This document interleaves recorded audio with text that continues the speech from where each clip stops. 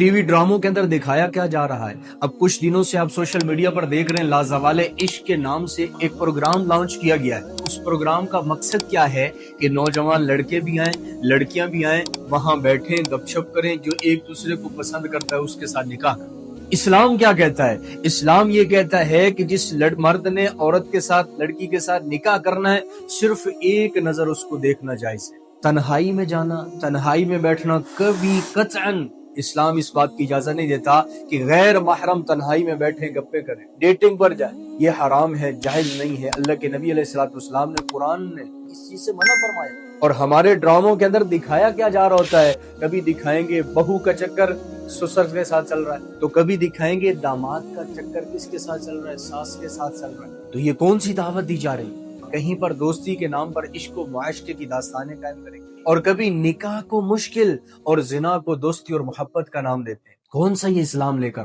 کس نظریے کی دعوت دے رہے ہیں؟ مغربی کلچر کی اندھا دھند تقلید کر کے اسی مغربی کلچر کے بھٹکے ہوئے نوجوان، بھٹکی ہوئی عورت، جن کو نہیں پتا شوہر کیا ہے، باپ کیا ہے، بھائی کیا ہے، وہ چاہتے ہیں ہمارے نوجوان نسل بھی مغربی کلچر کی تقلید کرے، اور ان کے اندر سے بھی اسلام جو شناخت ہے ماں باپ بہن بھائی کی، یہ ساری ختم ہو جائے۔ مگر ہم کبھی بھی نہیں ایسا کرنے دیں گے۔ ہمارا اللہ ہے، ہمارے پاس قرآن ہے، ہمارے پاس آخری نبی آئے ہیں جس نے ہمیں رہنے کا طریقہ اور سلیقہ بتایا ہے، زندگی گزارنے کا طریقہ بتایا ہے۔ اور ہمارے لیے اسلام کبھی بھی بوائے فرینڈ گرل فرینڈ کی اجازت نہیں دیتا، غیر محرم کے ساتھ دوستی کی اجازت